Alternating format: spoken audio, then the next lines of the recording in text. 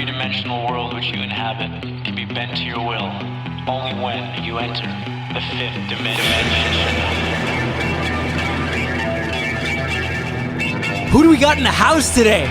It is Nick Saltarelli from Midday Squares. Nick Saltarelli, COO. Midday Squares, old dollar boy. Nice to see you, my man. Oh, it's cool. I hate that word COO, but it's a weird word. I take it. It's cool. Yeah, it's definitely cool. We established that 40 cool. seconds ago, you know? And for everybody that's listening, it's cool without the L. That's what it comes down. It's cool. And the kids say cool. Cool. Right? Just cool, baby. It's cool. You don't need all the rest of that shit. So how you doing, man? Woo. Tired, but excited. You don't look tired at all. I don't feel tired. My body is actually literally tired. So I don't know. My gas is there's no more gas in the tank. So I keep like stopping for mini gas. You know, when you were growing up and you had like lunch money and you would have to calculate, okay, I'm going to put $5 in the gas tank today. Yeah. So you'd stop to fill up your car and you'd be like, okay, $5, that's going to get me like 10 kilometers. So that's how I'm running these days. I'm constantly doing little $5 gas ups, but mentally feel great. Okay, so you mentally feel great. Mentally feel great. So, but the body's tired. Body's very tired. And I have this whole metaphor and this whole mantra I live by, but if the body's good, the mental's going to be good. So I guess you're doing it backwards. You know, so there's a lot to the body. There's the exterior limbs that are flying everywhere. Yes. And there's like the deep stuff. I'm not even quite sure what the deep stuff is, but there's deep stuff that's happening in the body. Yeah, there's organs. a lot of stuff. I'm tired at the organ level. Yeah. I feel the body's functioning, the mind's great, but the organs are like, Nick, you're putting us under a lot of stress. Okay. That's okay. So what do you do to alleviate that body stress? Like what's a like? So when you feel like you're toast, I need to sleep. Okay. So if you ask anybody at the Midday Squares head office, I am notoriously sleeping on the floor. Not overnight. I do 15-minute power naps. There's this level where my brain gets to where I actually can't function with society anymore. Like, period. And it's pure exhaustion? It's pure exhaustion. It's frustration. So when you say sleep on the floor? I just post up. I always have... Which floor is this? Is this in your office? Is it on a couch? No, always literally on the floor. Literally on the floor. Yeah, apparently that's really good for your back. I'm not sure if it's... Yes, it is. So keep it up. So you're doing great. Thank you. But here's why it's the floor. Is that I'm a very introverted person. A lot of people don't know that about me, but I'm a very introverted person. I don't like sleeping on there's a couch in the office, but it's exposed. People are walking by. Yeah, but I don't think anybody wants to sleep exposed. Yeah, you know, I know, but some people can. But I feel you. So I just literally, I post up on the floor and I put my fucking phone on for 20-minute alarm. I'm out. That's probably one of my superpowers is I can actually pass out for 20 minutes. And when you wake up? Feel like $1 million. It's artificial for like 3-4 hours, but it's 4 hours of pure octane. We're talking jet fuel octane. Yeah, but apparently, because look, I like to dive into the deep stuff, right? I got a lot of time on my hands, and apparently 20-minute like micro naps or whatever the fuck you call them really work. Like so, there's a thing there. So we can get even deeper on that zone. I was reading that Edison discovered, he used to call it the keys trick. So apparently that 20 minutes does almost identical to what he would do is he would sit on a laid back chair. He would put keys in his hands. And the second he dozed off enough to the point where the keys would drop on the floor and he would wake up, apparently that is your most productive hour you're ever going to have. So the chemicals release, which is that thing that lets you let go of everything and just kind of give in to it. Yeah. And then the keys wake you up. And apparently he would just get up and that was it. He would go to productivity mode. So he went even crazier than the micro 20-minute nap. He would do literally wait until the keys hit the floor. And was there a timeline that they knew about? Did he time it? No. Was it 15? Was it 34 minutes? You know? I have no idea. I'd say you're probably in the sweet spot of where Edison was. I listen. You guys have a lot in common. Yeah. I'm not in no way trying to. Well, he took, midday naps and you make midday squares. Yeah. Right? So exactly. We're both in the midday. Yeah, there it is. There it is. No, but man, yeah.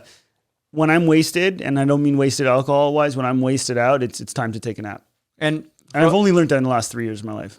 Well, for all the people who don't know, Nick is founded a company called Midday Squares. Co-founded it. Obviously, he has partners. I don't want to leave anyone out.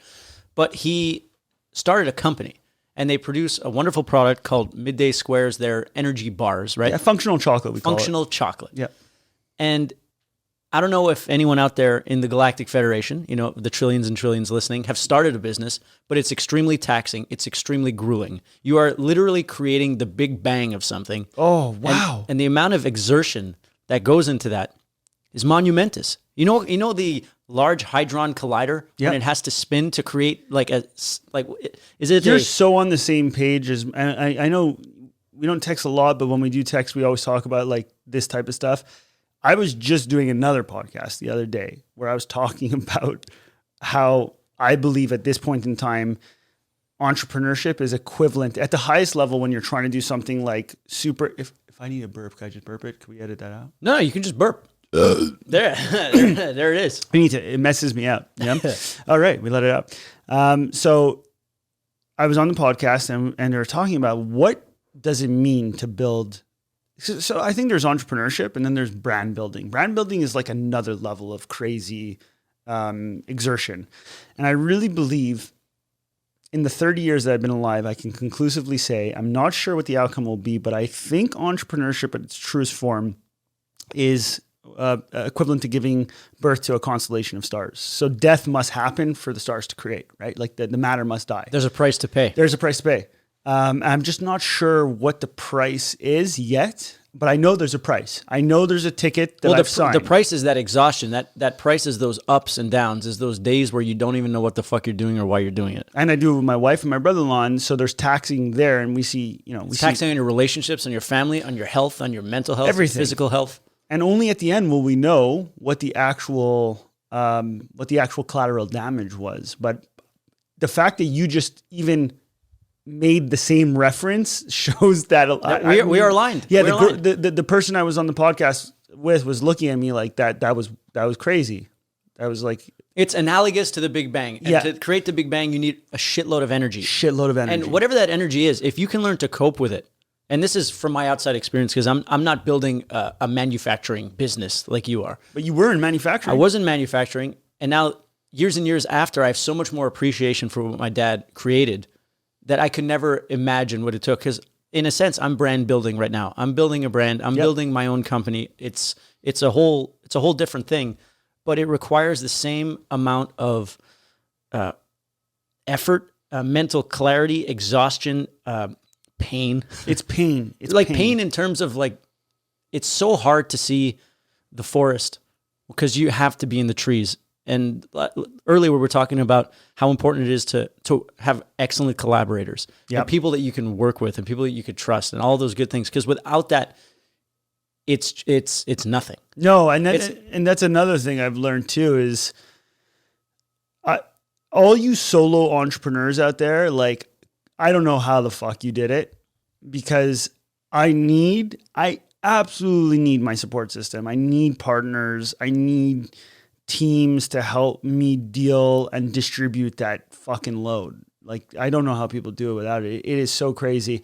But the moral of the story is that it's, for me, I believe, the only way to live. And I'm not just saying is to be an entrepreneur, but is to really live on that edge of feeling the journey. I think too many people are not feeling the journey of life, that is. And so, I don't know, if you're feeling comfortable too much of the time, it's usually a pretty big indicator for me that you're not pushing the limits, straight up, whatever that is. I don't even, Do you feel like you have that innately in you? Because I think that some people don't have that, and they could actually live pretty pleasant lives without ever pushing that limit.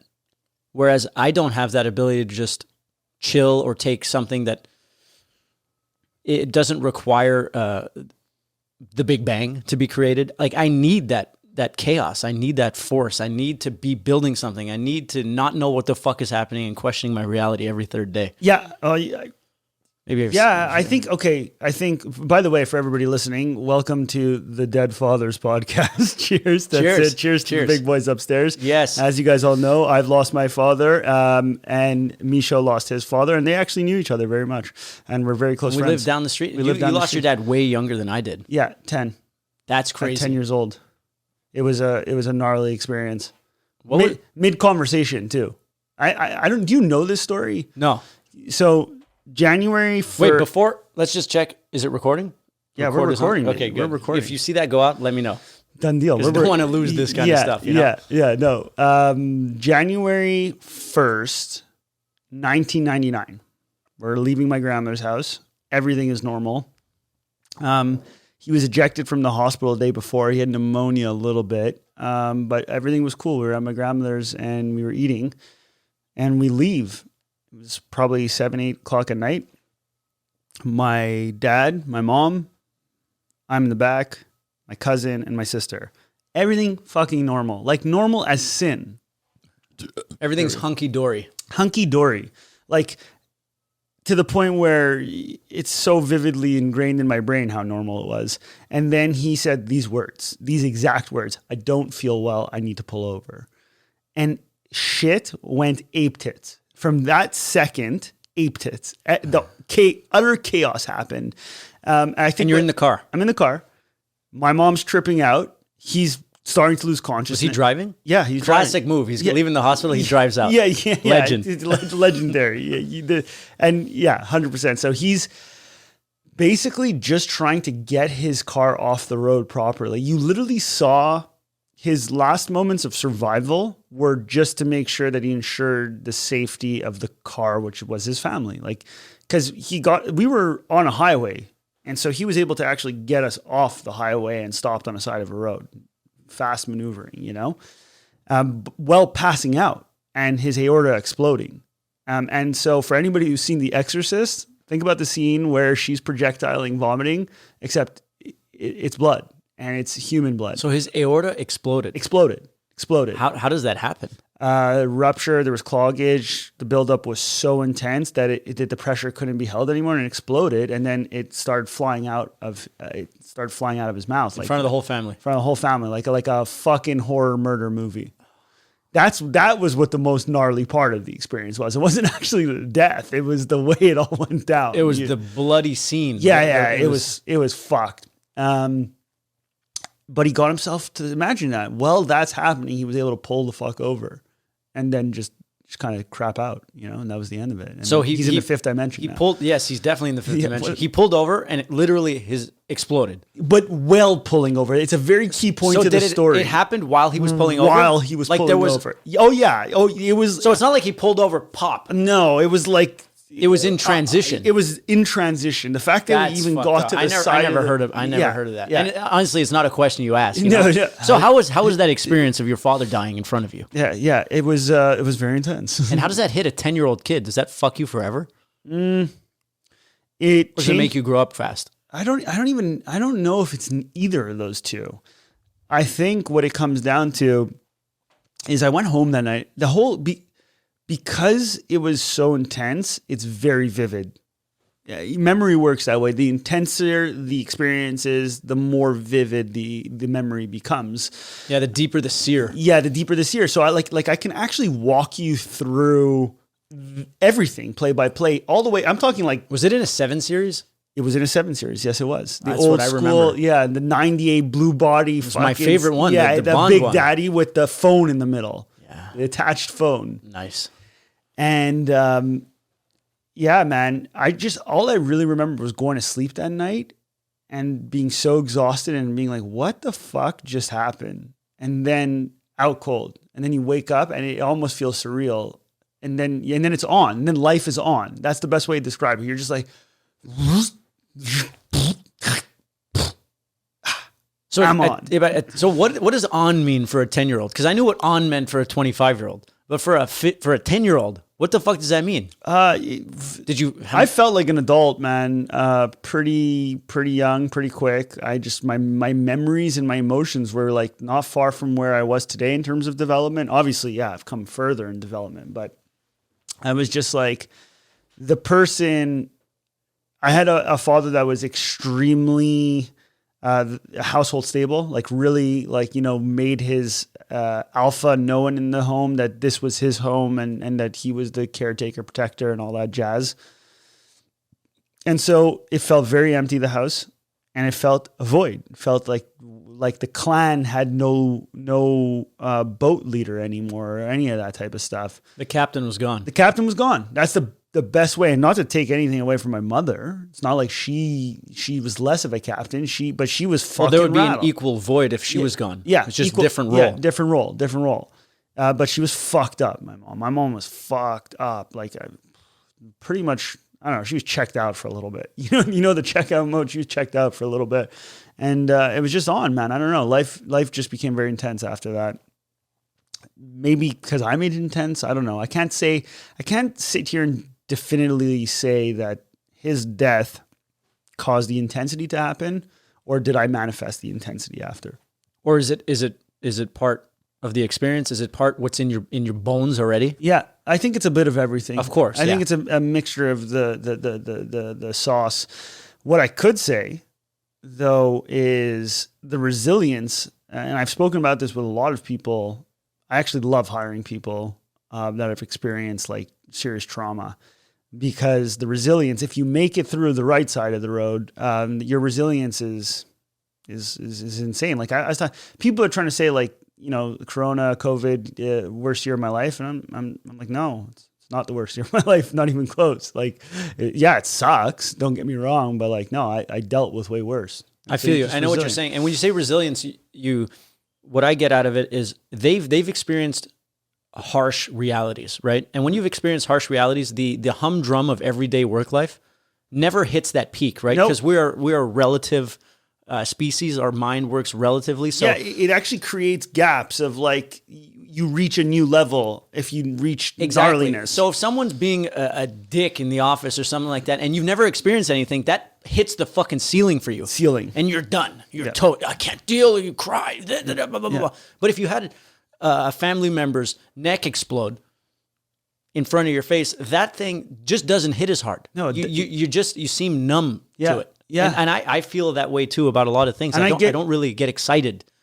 I get ragged a lot for lack of empathy is the number one thing I get ragged on.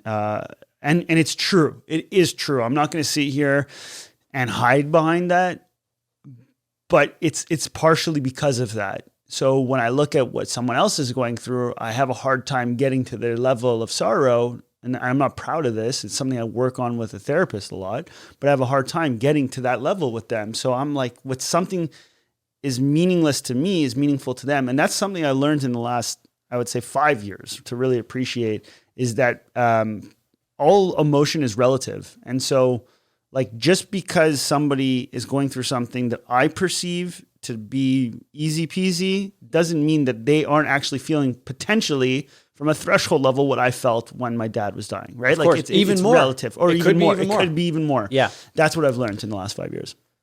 I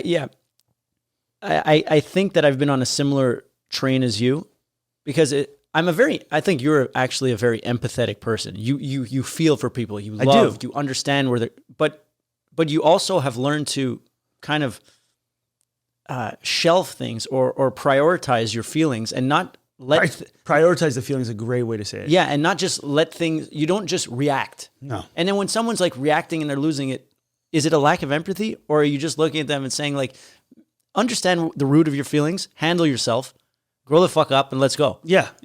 But we can't say that. Yeah. But we can't say that because nobody works on themselves. No, that's another huge thing. So that's fucked. That's a huge thing.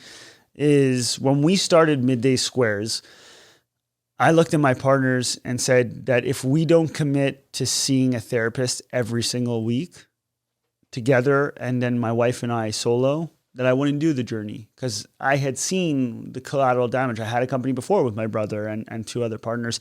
I had seen the collateral damage that could happen if you don't take shit seriously. And there's this huge misconception in the world that you don't have to work on like things and communication. And that brings us to like another point, is something that I've learned through that therapy is that I'd love to share with this audience, is you talking is not necessarily communicating. So there's verbalizing and then there's communication, 2 different things.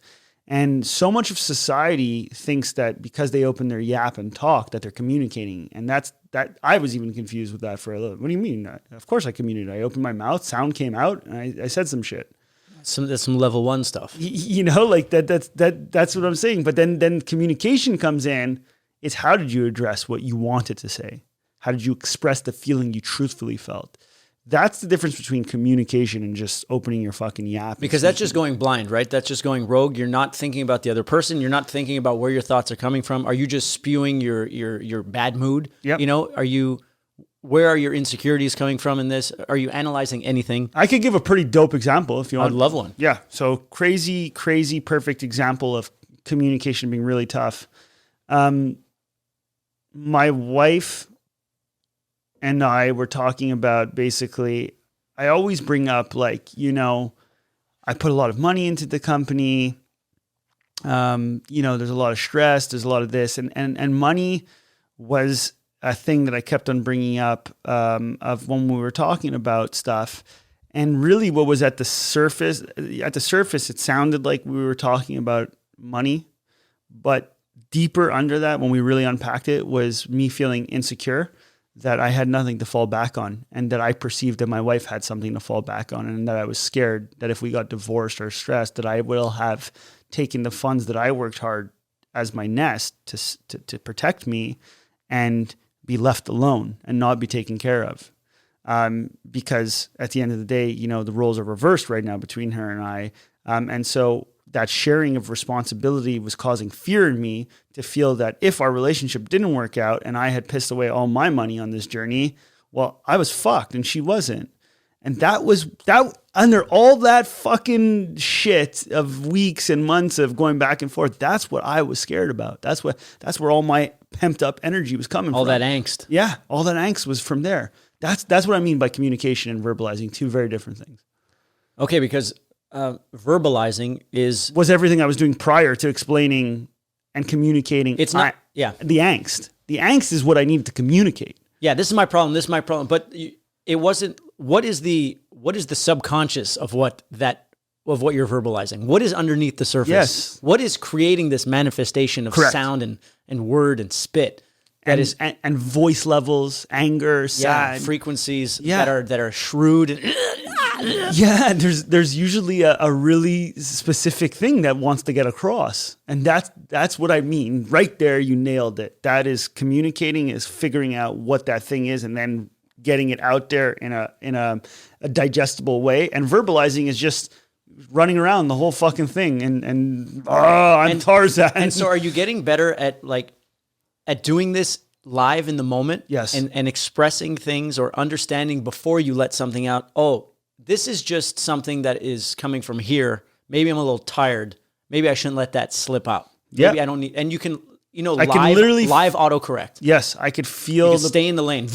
You're back in the lane rather than being in the ditch, going to apologize to everyone and then doing a group bowling fucking event. Yeah. Because everyone was sad. Because everybody was fucking sad. And still, you know what's funny about those bowling events? Nobody actually talks about what happened. No, but everyone has a great time. A great time, but has too many beers, someone gets creepy. Yeah, someone touches somebody in a weird way. And but nobody talks about the event that happened. It's like, oh, we're good, bro, or we're good, babe, and let's just forget, I'm sorry. And then at the first moment that there's a fucking chink in the armor, it all comes back harder, stronger. And so, yeah, man, I would say what terrifies me is that I realize how much work required to get minimal advancements, and then I know that the whole world ain't doing that work. So I'm like, whoa. So what can we put in the water? What can we put in midday squares? How can we create a psychedelic experience for people to go inward? Lose their sense of ego, lose their objective eye. We're using our social as that. So we're not, instead of trying to, put it in, we're trying to show, like we show our therapy sessions on our Instagram. We actively talk about it. We talk about it on the podcast. We talk about it in front of our employees. Normalizing. Is normalizing even the right word? Or are you bringing it to light? Like bringing it to light. That's what the fifth dimension's about. It is bringing it to light. It's fucking the fifth dimension is about talking real. There's not a bunch of things that I put on the board and say we can't talk about these things.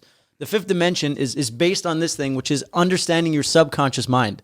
So you don't just blindly verbalize. That's what this thing is. If you can figure out your subconscious, then you can align yourself with your conscious mind. Yes. And the conscious mind only runs 5% of this operating system. Oh, the subconscious is 95. It's everything. And if you have no idea how it functions, and you have no idea that all the inputs of your environment, all your stressors, all your food, the things you watch, the people you surround yourself with, on a psychological level, on a microbiological level, you are downloading. This becomes your source code, and everything you do and spew becomes what you've brought in. And then you know what other people that don't want to deal with that do? You know what they say? What? That's crazy, Mish. That's crazy. Yeah, That's crazy talk. Yeah, And that's the realest talk. Like when I'm listening to it, it's the realest talk ever. Because it's the fucking truth. Well, because it puts the responsibility on you and it doesn't point the finger. If someone says, oh, you're crazy, well, look what they're doing. If they're pointing the finger, all they're really telling me is they're verbalizing. Yeah. Their frequency, I don't even hear words. I hear the tone that's coming out of their mouth. And I'm like, this is a frequency that I don't need. So the best thing my brother does is when someone is fucking Karening it up, is he pretends that he lowers his IQ by like 75%, says the dumbest shit ever, and they just don't ever want to talk to him again. Because he knows that's easier than trying to rationalize and reason with someone who is completely out to lunch and doesn't understand that they're the passenger in their vehicle. Yep. That they're not driving the car, they never were. And they're pointing out the window. Yeah. Yeah, you should do this and you should do that. And that's politically incorrect. Why don't you shut the fuck up? Okay. Why don't you... Like Jordan Peterson says, before you tell anyone what to do, why don't you clean your room? Yeah. Clean your fucking room, and then you could talk. Yeah. Oh my God. Oh my God. Fuck. Those are like the people that message us on Instagram that tell us what we should do to run midday squares. And they have the experience, right? Yeah, of like, course. They've 100%. built businesses, they've gotten finance, they've done manufacturing 100%. Yeah. And it's like, sometimes I read some of these things and it's like, so one of them came the other day is like, you're working your employees too hard. Okay. I'm sorry. Are you in this fucking four walls? Have you spoken to, I would actually respect you more if you picked up the fucking phone and called the employees. And if you came to a consensus that we're working them too hard, I would love to hear that. But the fact that you've assumed that by watching a 2-minute and 30-second video is out to lunch. That's how I feel. Yeah, and they've reached out and they're like, I'm doing my part, and you guys should worry about this. And why aren't you donating your leftover bars? Why aren't you donating them like yet? Like, why aren't you doing this? And it's like, I wish they could just be there for a moment. And that's where empathy comes into play. That's where fucking empathy comes into play.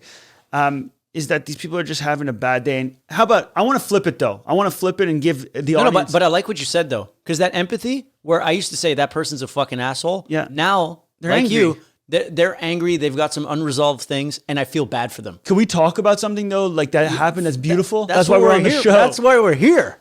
Okay, beautiful example. And we posted this yesterday. Shout out, you know who you are. She works at Shopify. I'm blanking out the name. Okay. So if someone comes to our website and they don't check out, we ask them on the cart, we send an email, I don't know, like 20 minutes after. We don't send a spamming email. We send a legit fucking email asking them, like hey, someone in your team writes it. Yeah. Someone in the team, we get a queue and we just write a plain text email asking, was there something we could do better? Because we're a business that's trying to grow, we literally say these words. We would love to just any feedback. And one of the emails that came back was, oh, I didn't buy because I'm fucking broke. Maybe you should lower the fucking price. Fuck, like it was so intense. And my customer success comes back to me, and I'm like, babe, you're getting worked up. That's what you call your customer success? We call so at Midday Squares, everybody's babe and Steve. Love it. Everybody's babe and Steve.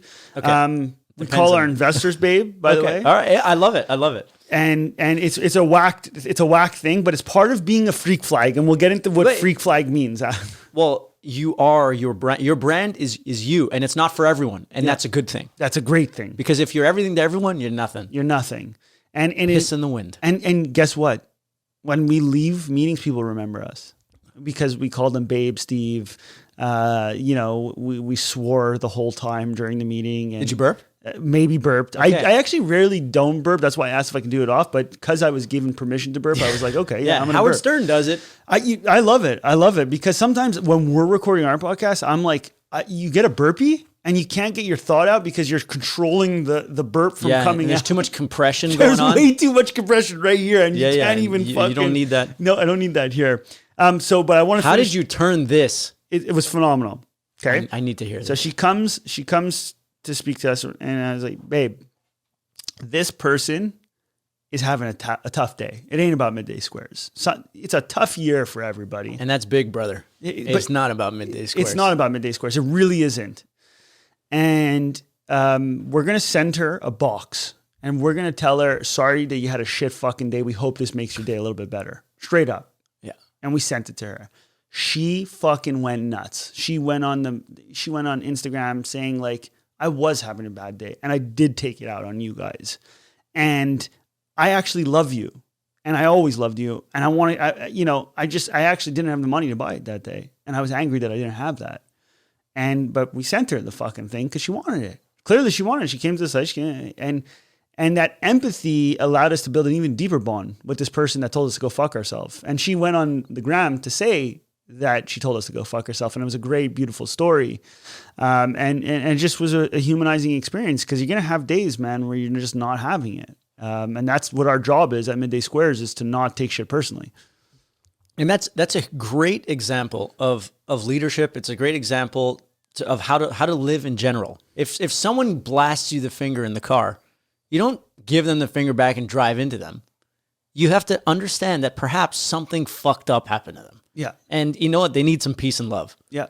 And is that the kind of empathy that you're talking about that you're working on? Oh, 100%. Where before someone would give you the finger or send you a shit review and you say, fuck you, cocksucker. Oh, yeah, I don't even have that anymore. I would say it's 5 years. Like it doesn't exist anymore. Where right? I don't react to, I call it, I don't. So one of the main mantras of Midday Squares is we don't negotiate with terrorists ever, ever, ever, ever, ever, ever, ever. And that means we do not respond to trolls.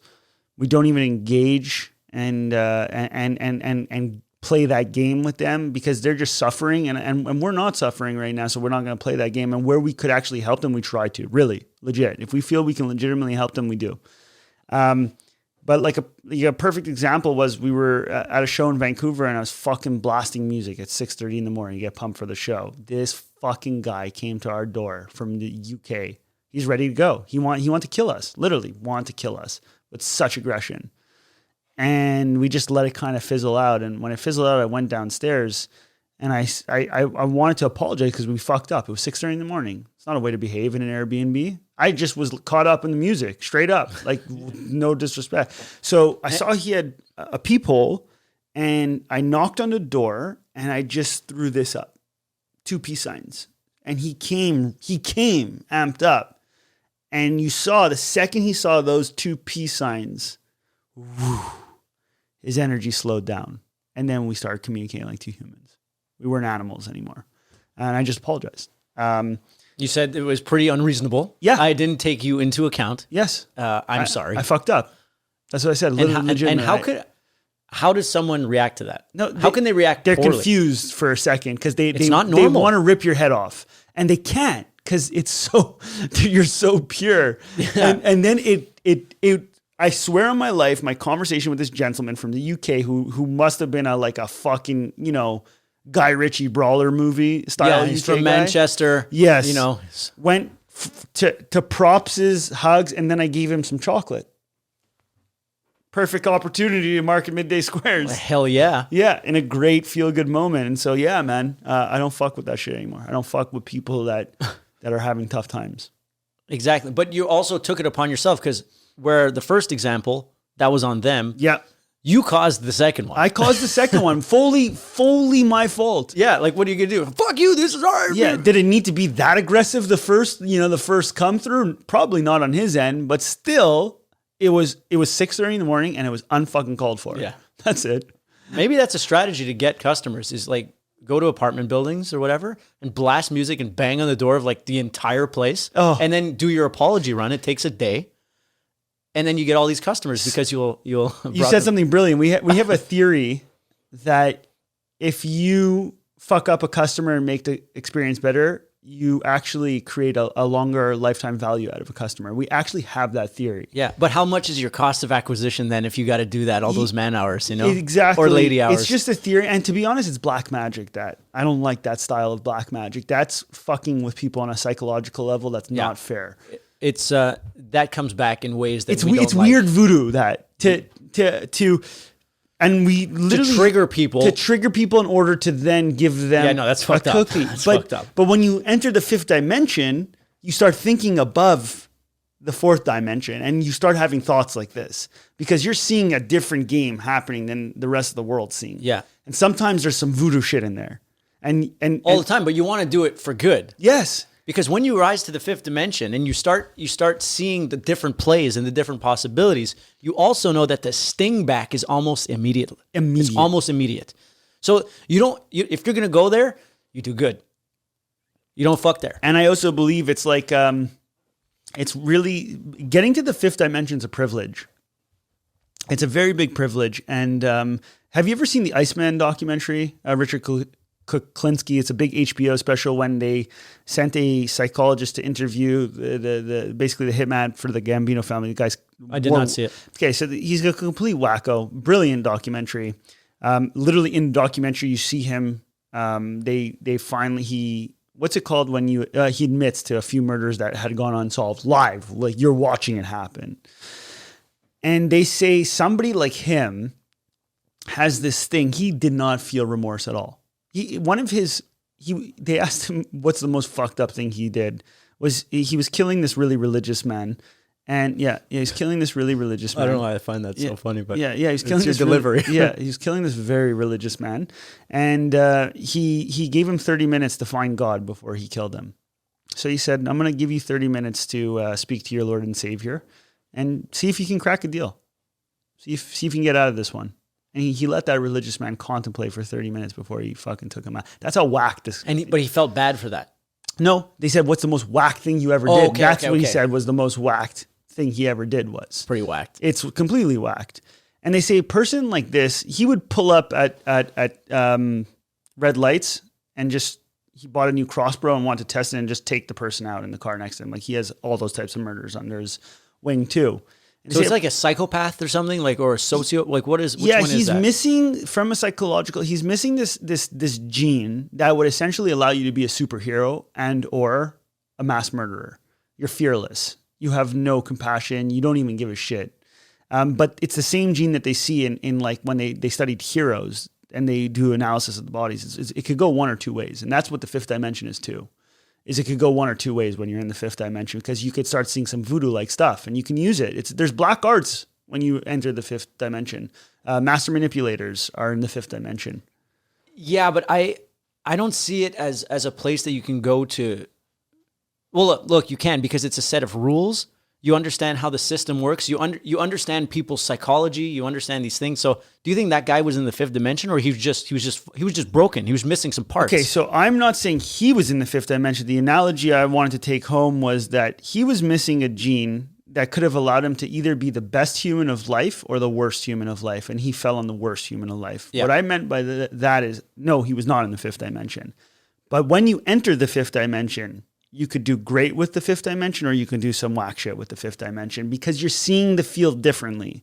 Yeah. And then you start to see like those things that we just talked about. If I make a customer unhappy and then make them happy, I've hacked their brain into triggering an emotion that's deeper. Yes, you start to learn how to hack humans, and that's dangerous. Yeah, so my only difference there, I call the fifth dimension the positive place of this stuff. It is. Where the other stuff is the dark arts. Okay, dark arts, I agree. Like Theo Von calls it dabbling in the dark arts. Yes.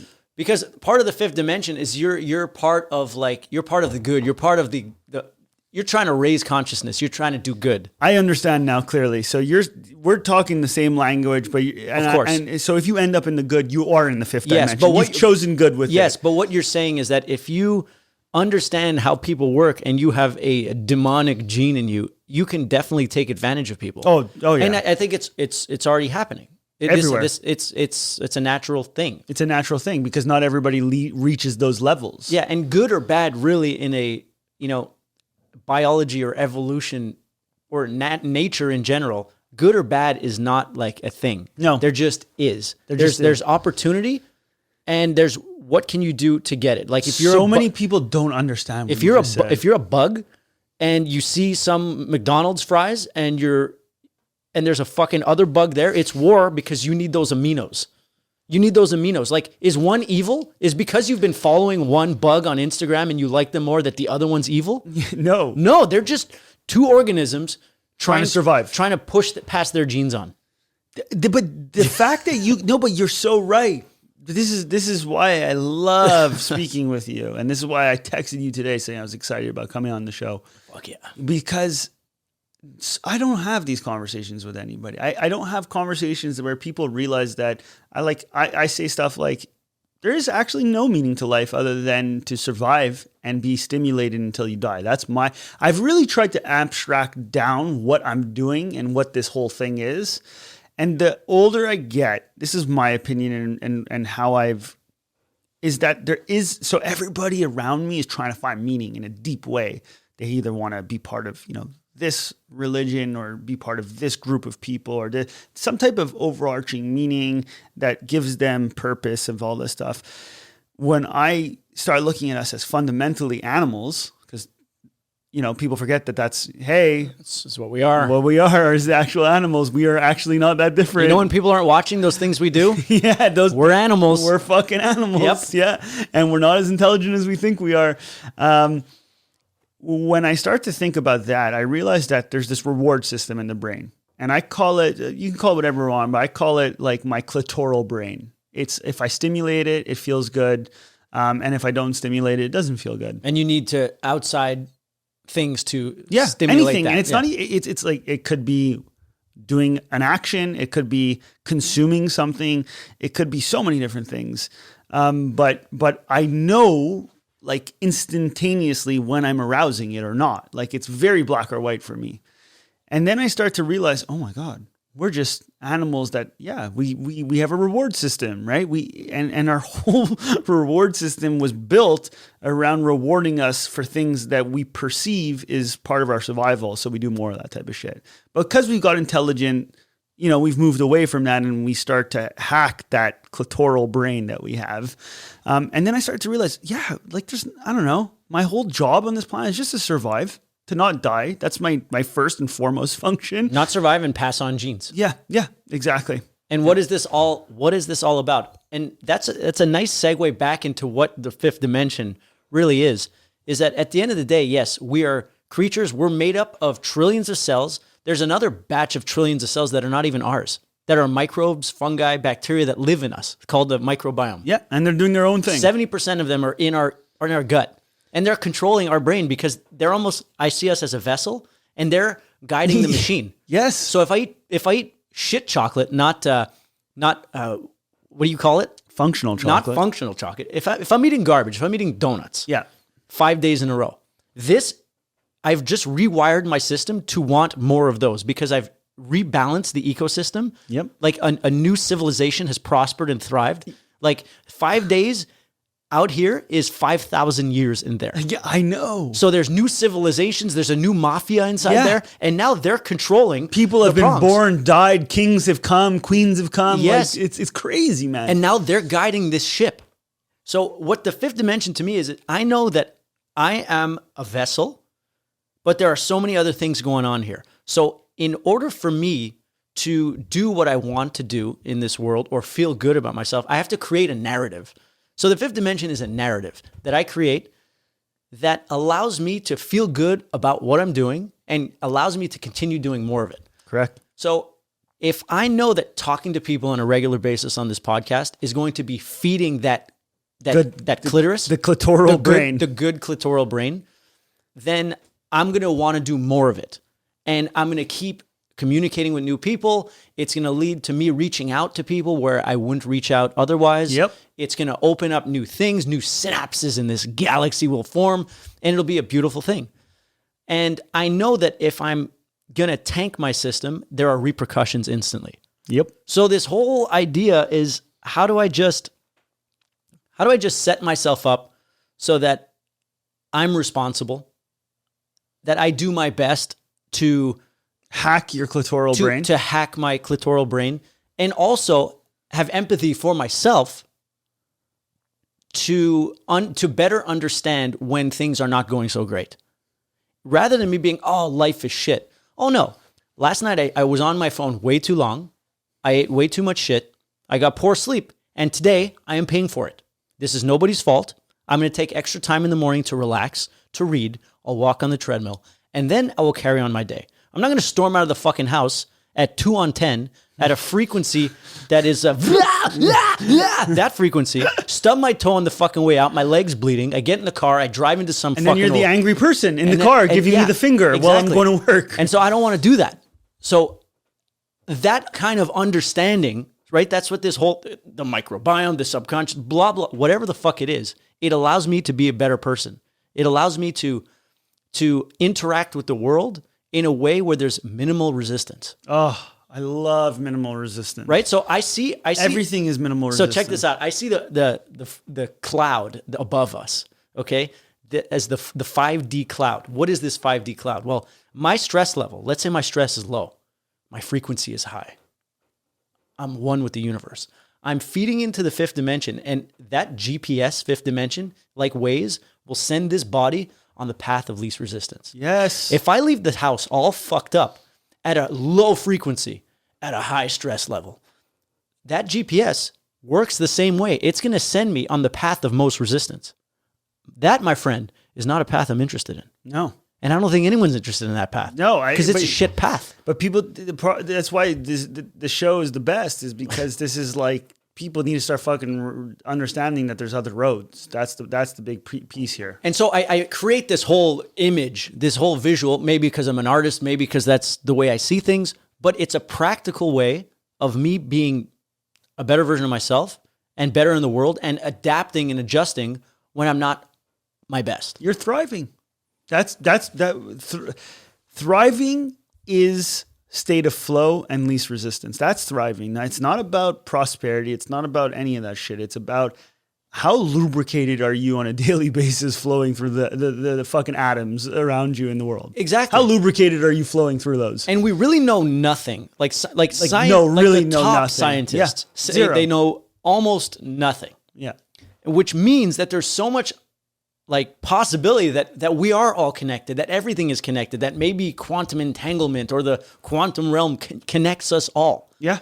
And so why not just make sure that I'm revving at a place that I like so that all my interactions and the world that I manifest before me is the best version of it. I get so pissed when there's something that irritates me heavily is when somebody says I have a horseshoe up my ass. Like, oh, you really have a horseshoe. Like that, you oh, they say that to you. Yes. You struck luck. You strike like a lot. You strike luck a lot. Number one, I hate that because that's implying that I am not in connection with what I believe is this thing of putting out vibrations, of sending good vibes out there. A lot of my network that's helped us build Midday Squares comes from good vibrations, straight up. Just giving instead of asking, being there for people when they needed it, and asking nothing in return. It's not luck. You're in control of it. It's making really hard it's your decisions decision in the present moment to do the right thing and not knowing how that will be repaid and not even worrying about it. Yeah, not even caring because the lubrication is just too smooth. Because imagine every transaction in life you have, you're waiting for something back. Imagine how stressed you are. It's exhausting. It's like, forget about it. It's exhausting. So, 100, the people just need to get out of their own fucking way a lot more, and people need to start sitting back and really questioning themselves. I think the education system has a massive reform that needs to happen. I think people are being taught to be sheep. It's very dangerous.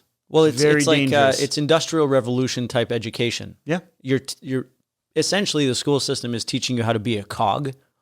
Yeah. This is what you do. This is only what you do. If it's not in your department, you shut the fuck up. You fax someone to take care of it, You fax.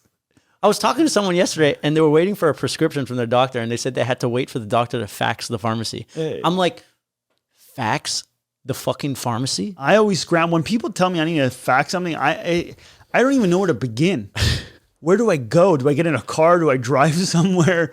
Do I go online, Google e-fax? Like, who the fuck is operating? I need to understand who's operating on faxes and why. Somebody needs to fucking explain to me the why. I need the why. I need it. They have to be operating in some kind of monopoly where they have no need for growth, right? Like we all grow. You're doing the best you can in essence as well, because the environment requires that of you. If you want what you want out of the environment, you need to give your all. Yeah. But if you're, I don't know, top dog something, and your bottom line is not impacted by evolution or growth or whatever, you can rip that fax machine. I guess that makes perfect sense. You go to the pharmacy, which is controlled by, usually governments and who can do that. And this is the way it's done, and shut the fuck up. If you want to own this license in this pharmacy, the ERP system that we install requires a fucking fax. Don't ask questions and do it. Yeah, and if they change it in one, they have to change it at 62,000 pharmacies. Yes. It's a big operation. That's a big operation. It's you know what? We ran the numbers this year. We're going to keep the fax machine. That's been going on since 1988. They've been running the numbers every single year. And every single year, Steve from accounting comes back and is like, guys, we can't change the fax machine. Fuck. What the fuck are we going to do? No, I And then can't the rep deal with who that. services the fax machine, like he's in the racket. Yeah, like Benoit. Yeah, no. But there's somebody in the game there that's making money off these fax machines.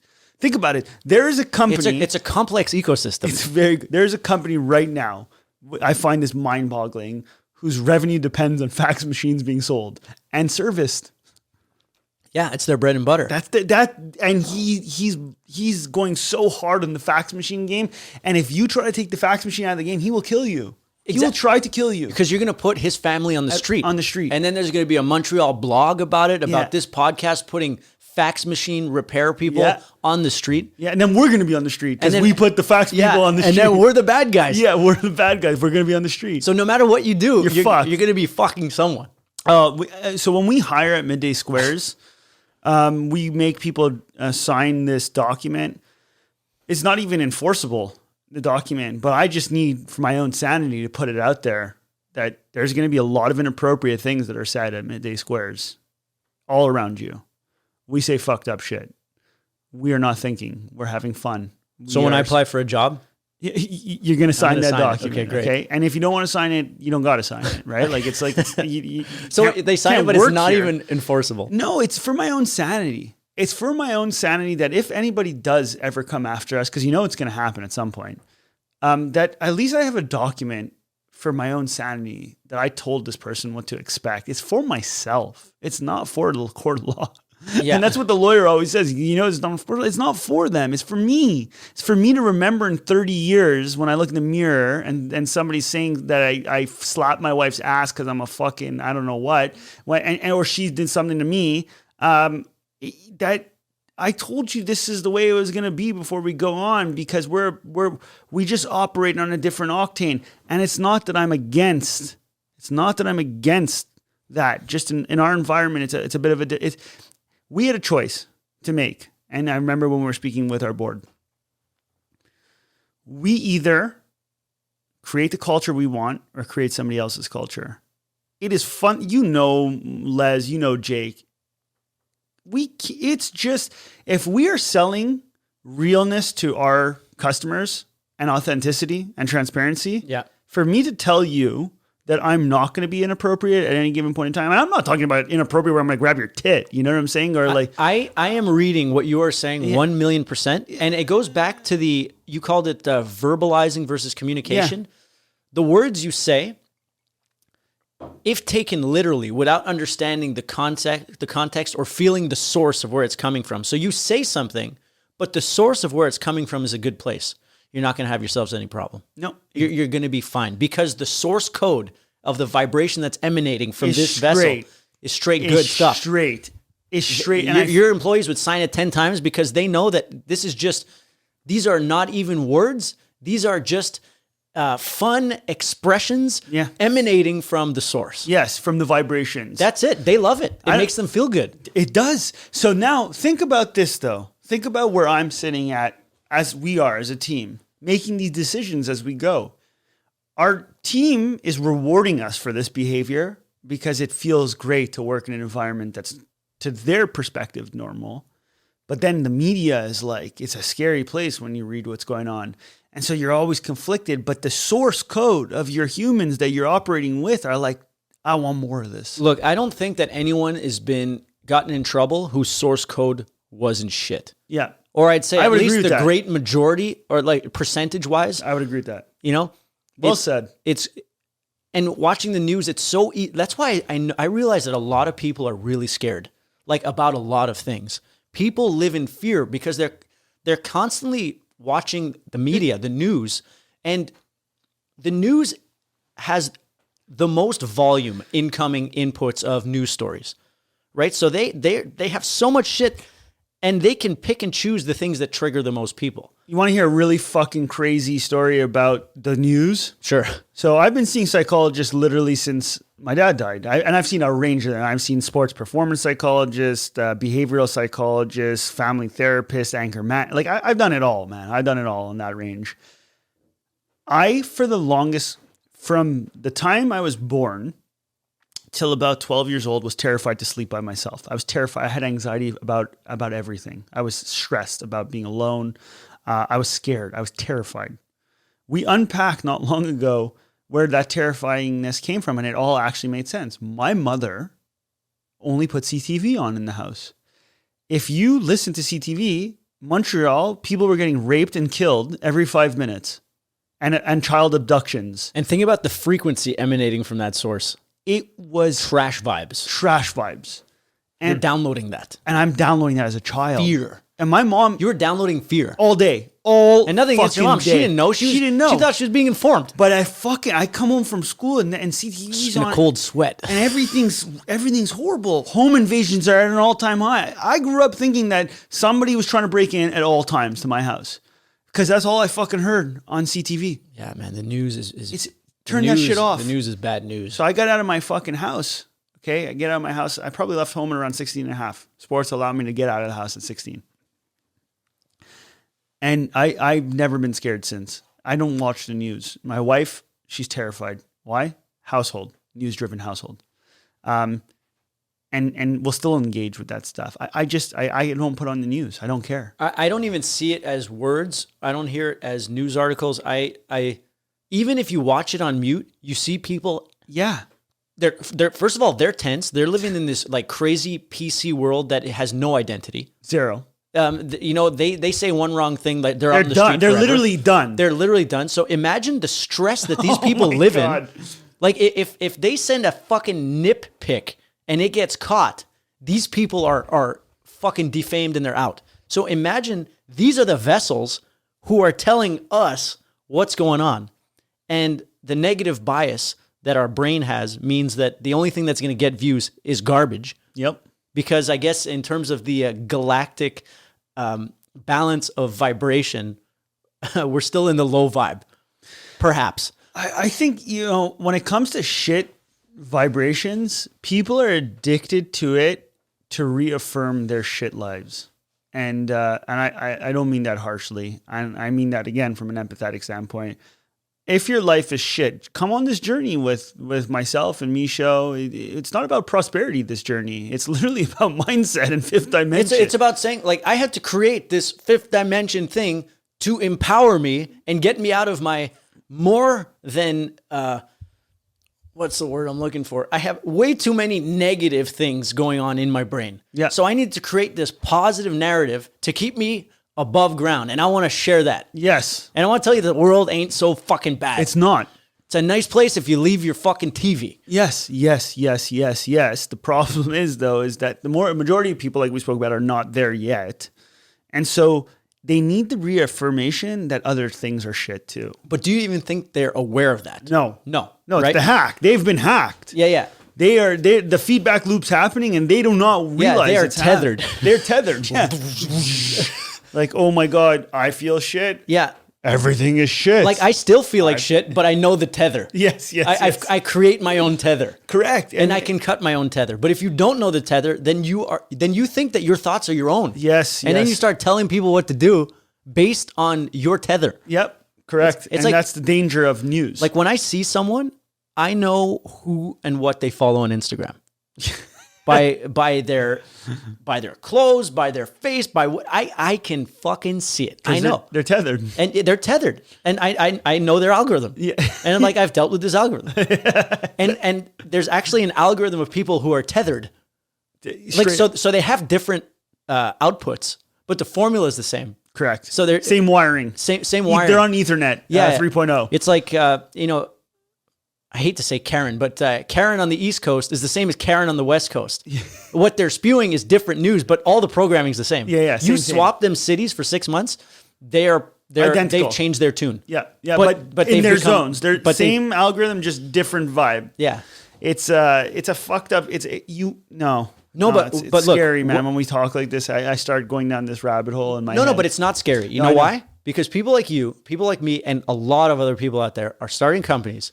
They're putting it out, and they're exposing the world to third-party vibes. Like what we're saying here is pretty deep, I guess. Yes. For two bros. Yeah.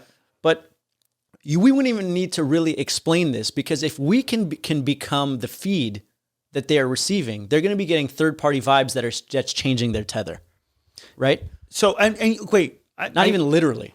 I need to say something. Say it. It is powerful. The hacking of the brain. I am still hacked every now and then. I find myself in herd mentality, and it freaks me out. So, perfect example. I start dating my now wife, and she's like, "Hey, Nick, we're not sleeping in the same bed. I move too much. I'm hot. I need sleep for me. I need to sleep." You check her YouTube history? No. Benefits of not sleeping. No, she grew up. It's legit. She grew up in a family. 2 parents, they're not divorced, not anything, still together. They sleep in separate beds. It was normalized in her household.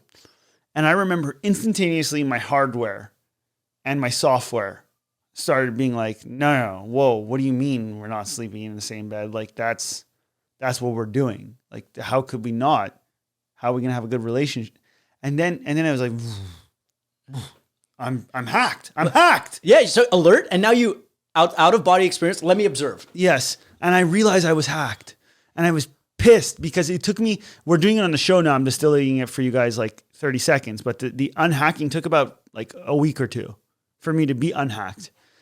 And then that's where the voice of first principles thinking came in. Well, let me ask myself, why am I feeling this way? Not finding a real answer.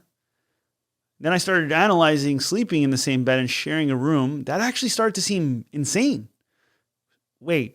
We've been convinced as a society that when you get married or dating someone and move in together, that sharing a tiny space, which we know is horrible for humans. Humans don't like sharing tiny spaces together. Don't matter how like much. A little cuddle sesh and then sayonara. Yeah. So we came up with some interesting rules. I like this is going to be a great clip. Yeah. We came up with some great, interesting engagement rules.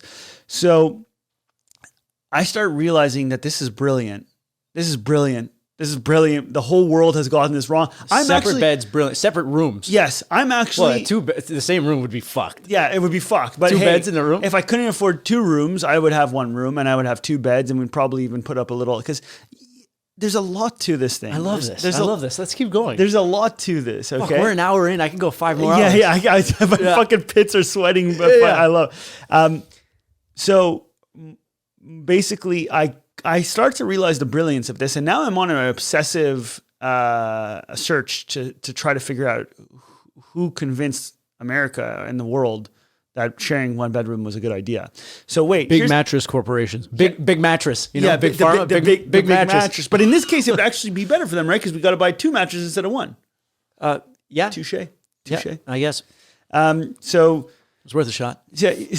So we start distilling love and affection and what all that means.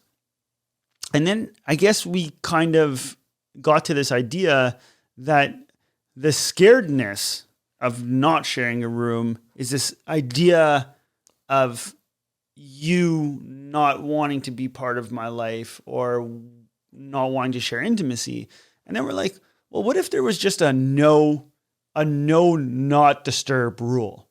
What if we acted like it was a 1 bedroom, but we have 2 bedrooms? What does that mean? When you want to come hang, you just come hang. You want to come sleep for the night, come sleep for the night. You want to leave, leave. And it's been brilliant. We watch TV, we chill, we have sleepovers some nights. It's ebb and flow, baby. Ebb and flow. I'm farting, I'm shitting better. I'm just like nice. There's balance. You're regular. Yeah, I'm regular. I'm not like, I don't want to fucking, because I'm a big piece of that vibe too. I don't need to cross those boundaries with my wife. Like I'm cool for people that do want to cross those boundaries. It's just not for me. Like farting in front of the. Yeah, just like shitting It's and not farting. for me. Yeah. I don't have that in me. Yeah, I don't want it because relationships are already hard enough to keep the stimulation of arousal and attraction. Like I don't go to a club and we're like there and you're meeting a girl or a guy and you're like, yeah, let's fucking fart and shit next to each other at the end of it. Like You need some mystery. You need mystery, and You said that beautifully because trying to maintain the stimulation is hard, man. When you're with someone all the time, it's like it's nearly impossible. And we can get into that too. I'm happy to unpack that because because I'm fresh in this game. Yeah, it's here. Let me take one little sipski here. Yeah, that's okay. But I like what you said. Like, we'll just backtrack for a sec because you said you've been hacked. Because yes, you've been hacked. Basically, was your thought process when you were so attached to sleeping in the same bed? I didn't even know why. I didn't have an answer as to why I was attached, and so I was conditioned and primed. Yeah, but that's okay. That's what this part of our life is to undo the conditioning we don't need and hold on to the ones that were good for us. Yeah, right. 110%. So you downloaded that your whole life. You saw your parents. That was your idea in your mind. Yeah, and your argument with her is that her parents slept in different beds. So was she hacked or found new information? She found new information and applied it. And I tried that new information and realized that's the right information. Of course. And you were able to see, my beliefs that I'm holding on to are really just other old people's programming. Yeah. I never have reason up from my own thought to those feelings. Yeah. But you were holding on to. I didn't even know why. No, but it happens. It happens all the time. Still happens. It happens with everything. And we're in the fifth dimension and it happens. Could you imagine what happens when you're not in the fifth dimension? Oh, fuck. You are fucking in jail. You don't even realize it. No, but you don't even know. At least we know when we're in jail. Yeah. If you're not in, that's why all the people listening right now are getting third-party vibes. Oh. Okay? And the people who watch Midday Squares, they're getting third-party vibes. But that's why I was so excited to come on this show. And that's planting seeds of hope. And I have no other fucking plan other than just good vibes. And there shouldn't be a plan other than it's gravely disappointing if there are. I hear you, but I want to meet a million Mischos in my life. And I can't find them. They're very difficult to come by the way. And I work very hard to try to find them. But I hope same with you. Yeah. I mean, yeah. But this is the only way this happens. I know, but I hope this show, the listeners, in theory, if they're coming back, they're in the fifth dimension, right? You ain't listening to this if you're not in the fifth dimension. Yeah, because you turn us right off. And like in terms of branding or being yourself, you won't appeal to everyone, but the people you do appeal to, it's because you're being real. You're being honest. You want to hang. Yeah. So people will either hear this and say, these two guys are fucked, or sign me up, take my money. But they're going to just turn us off if they think we're fucked. That's the beauty of it. Exactly, because our source code will be conflicting with theirs. And we're essentially magnets, not maggots. Magnets. It will actually fire a 505 error. It'll just be like, no. Because when you were saying people watch the news because it's reinforcing their belief system, it is, but it's also the same frequency that they're emanating at. So there's harmony. Yeah. There's harmony in that. It feels good. It's synced. And I feel horrible when I'm in front of it because we're not synced. You're not synced. I feel like a fucking car is hitting me.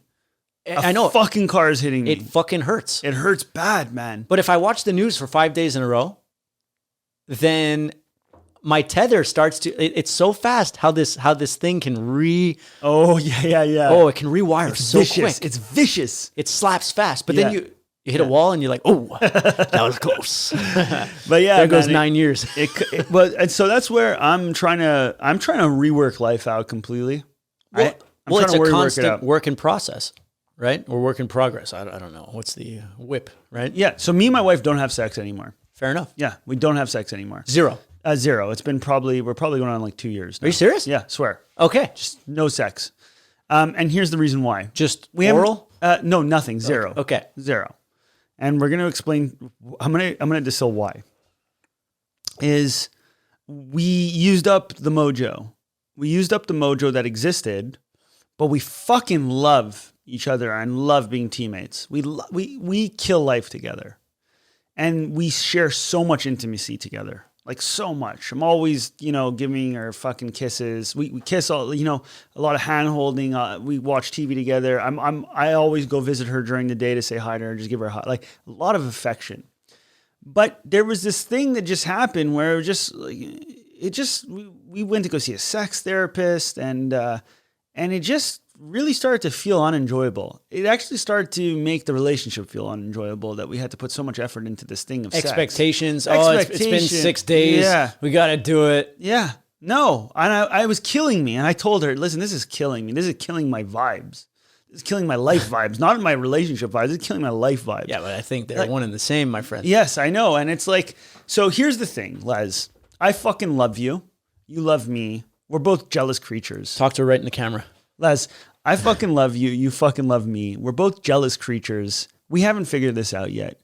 And so we made a decision now that we're giving all our energy to midday squares. We put therapy into that to add another layer of complexity to solve this thing, which is, I think, solvable. We don't know how yet. Is something we don't have capacity for. And we've literally came to that conclusion with our psychologist, which is just like, you can't do midday squares and figure this out at the same time. You guys are literally going to throw each other off of a fucking bridge. But is it better now that you've acknowledged it? The best. You pull a whack, she does what she needs to do. Yeah, exactly. Oh my God. It's so peaceful, our lives. 8,000-pound weight off your shoulders. It's so peaceful. It was starting to get to the point, like, do we need to get a divorce? Like, you're so conditioned that the questions actually started to come where, because we are not having sex, should we be having a divorce? But when we would come to that question, we were like, no, we love hanging with each other so much.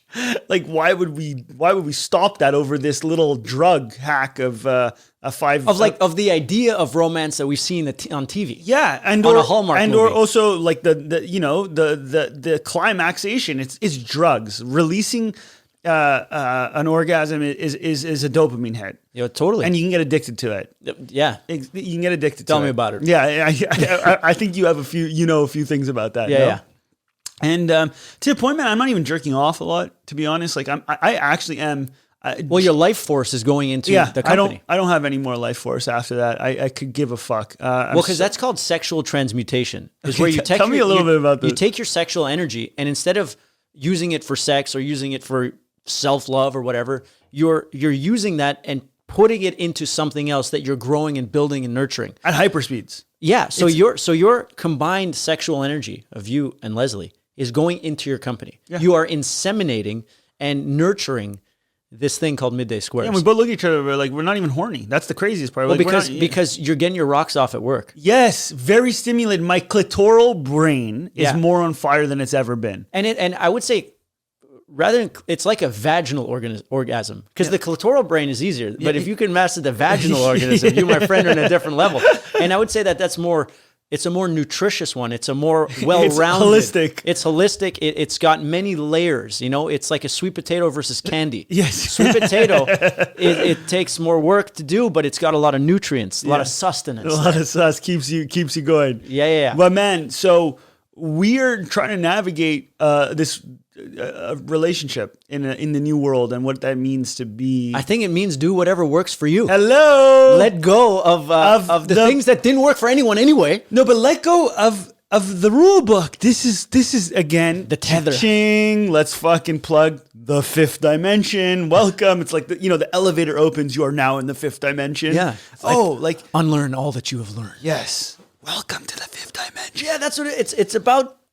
Being at peace with not doing what you think you're supposed to do. Correct. Man.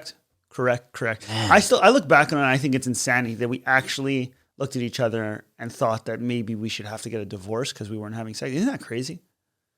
No, I don't think it's crazy. No, but like in the terms of like we were so programmed back to the hack that we legitimately were willing to throw away how epic our relationship was and how much we enjoyed being in it because we weren't having sex. I get it. Yeah.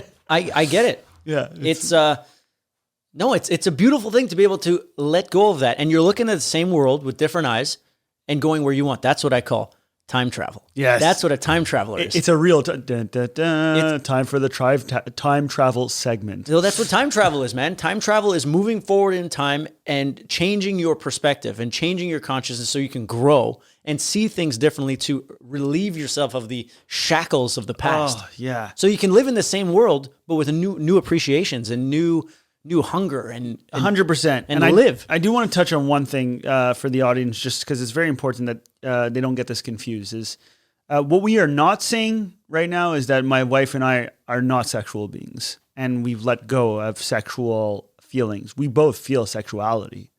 We just don't have the capacity to figure out how that works in our lives yet. So we've deferred it to a later date. I get it. And you know, when you said earlier, we were talking about creating a company is the big bang and it requires a lot of energy, and you don't know what the collateral damage is. Yep. I'd say that there would only be collateral damage that you have to address later if you weren't addressing it now. Correct. But you are addressing all of this stuff in real time. No, and the reason why I say that I'm not, you remember the big piece that I said was I'm not sure what the collateral damage will be, is because we might make it through and be like, oh my God, we figured it out. And then I'm going to go around preaching for the rest of my life how to solve this, right? But at the same time, there's still a big unknown. Me and my wife have had a very, very rocky moments in this curve of where it felt like we destroyed what we had in order to create what we wanted versus not going after that want and just sticking with what we had, you know? Yeah. Like we had gold and then we tried to go for platinum and we just fucked the whole thing up and ended up with nothing. Yeah, I know. But I think the reason you went for platinum is because gold wasn't all it was cracked up to be. Yeah. You needed to do something. Yeah. And we need to push the limits. You couldn't just stay there and ride the wave. And part of pushing another hack that the world has been led to believe. We should fucking start a web page, which you already have. So let's start a fucking wiki. Can we start a wiki of wiki hacks fallacies that we've been taught? So we can just have like, you know what I'm saying? Like this fallacy, you know, sleeping in the same beds. Nobody in the world could debate as to why that is right or wrong. So what we need to do is get it out of the rule book completely. That should be in the wiki. Like I thought about this for myself because I recently started seeing someone. That's what I was going to ask you. It's been months, and sleeping in the same bed, although it's a little better now, which is only like maybe a once every 2 week thing, is not the move. It disrupts my sleep. I'm shittier the next day. I don't get my rest. It just doesn't feel. It makes no fucking sense. And in my head, I'm like, maybe this relationship thing isn't for me. On the fact that I can't sleep in the same bed. Yes. But I'm like, no, it's not even good. But she's like, I don't like it either. There you go. We're on to something. She's got her place. I got my place. If we're watching a movie and it's late, she passes out. We fall asleep. Perfect. No problem. Perfect. No problem. It's natural. But that happens naturally. Night. Because it becomes this thing. I got to go. Yeah. The machine wants more of what we give it. I think that's like the one law of nature. Yeah. You start doing something and you repeat it, it just wants more. Then it builds momentum. And if you don't address that momentum, it's like too late. And this goes back to this is a really nice circle back. It goes back to that people haven't learned how to communicate. And so because people haven't learned how to communicate, everybody just keeps on growing up and we keep doing the same shit over and over and we're not having hard conversations. Hard conversations are how you have breakthroughs. You know, you think anybody's going to feel comfortable going to their wife saying, hey, babe, let's put it in reverse. Going to your husband and saying, hey, babe, I want to sleep in my own bed tonight. That's an uncomfortable conversation because of all the bullshit that surrounds the stigma. it. And is something wrong? Yeah. And then you got the guy who's thinking, oh, well, what if my mom knew about this? Yeah. What would she say? Like that fucking matters. And like she doesn't have a dog in this fight. So I would like to start a wiki page on your site where we just dump like fallacies that just are erroneous. I like it. Yeah. I like it. We create like a wiki community of because like there's no one truth. There is no one truth. There's infinite possibilities that work for everyone. Correct. In different ways. So we need to put things on like you grow up and get married on there. Doesn't mean you like things like that need to go on that wiki page. And the whole reason why it needs to be there is for people to just question themselves and reason up. If you've reasoned by yourself that you need to sleep in the same bed or get married, I'm cool with that, but it is not a path that's been written already. Don't give me this shit. Right? That you have to. You have to. Don't fucking give me this shit about that. It pisses me off, that stuff. It used to piss me off, and now I'm just like, they're going to do it, and I don't need to do anything. Yeah, exactly. I'm living backwards than everyone, you know? Yeah, man. So I lived like I was in my 50s and my 20s. I remember that. You went fucking ham at one point where you just cut off. You cut off to reassess. Oh, I had to reassess because I Yes. had been going from 25 until, well, literally 20 years old. But at 25, when my dad passed away and started running the business with my brother, just to backtrack on the shock or the numb feeling or the checked out feeling. I was checked out for the first 6 months. Like I was going through the motions, but my brother was the one who was making moves. Yeah. I was like, what am I? What's going on? I wasn't even thinking. I was just numb. Like it was just numb. Because I guess I was recalibrating. I was ready to go into the rock and roll world. We'd gotten on the radio. Things were moving. And then boom, lights out, pops. Do you remember how fucking... No, I don't want to say bad timing because your dad didn't try to time his death, but I'm saying it really, you guys were fired up to give that a go and it just gassed the whole thing. Yeah, but honestly, I think it was it was the right move, Pops. Yeah, I say it all the time. But people think I'm fucked up when I say that. Yeah. Like my dad, I feel like he like fucking we all would have sucked if he didn't die. Well, if you have like the fifth dimension is like my friends, they passed away two weeks ago, three weeks ago, 33 and 34, boom, out of nowhere. And it sucked and it hurt. And we were supposed to do that podcast the next day or that day. And you reached out to me at the same time, maybe it was the fifth dimension at work. Yeah. Who knows? But all this to say is that the fifth dimension allows this kind of faith to happen where it's like, now it's a few weeks later and now I see them in the same light as my dad. They're always there. They're always in memory. They're always around. Just because our eyes can't see beyond a certain bandwidth, it doesn't mean they're not there. So I need to jump in here. I walk in cemeteries a lot. Big thing. People, I don't know if they know about it or do, but I love to walk in a cemetery. And I started doing that to desensitize myself to the stigma that's been created by horror movies, by media, by everything. That the cemetery is a place of grievance, spookiness, rather a place of wisdom, a place of respect, a place of beauty. And I walk cemeteries and I love it. It's so peaceful and it's really changed my relationship with death. So you've created a different narrative for yourself that is empowering. Yep. So let's say I realized that I didn't like the narrative that was told to me. Yeah, when I was so you younger. created a narrative and that narrative literally has neurotransmitter effects on your brain chemicals. Deep. It perceives it differently. So differently. That's why faith or belief in something, true belief literally wires your brain differently. So like, let's say you believe something in the news and it's like this negative thing. When you think about it or you discuss with someone, that's going to trigger a fear response, a negative response. But if you can just create a narrative, even if it's bullshit, that just makes you better when you're in that situation, do it. And that's what you did with the cemetery. Yeah, that is exactly what I did with the cemetery, and it's really worked. It's like worked to a whole other level, and I have a very different relationship with death these days, like a completely different relationship. And so I really understood what you meant by that. Like you got to the point where you saw them.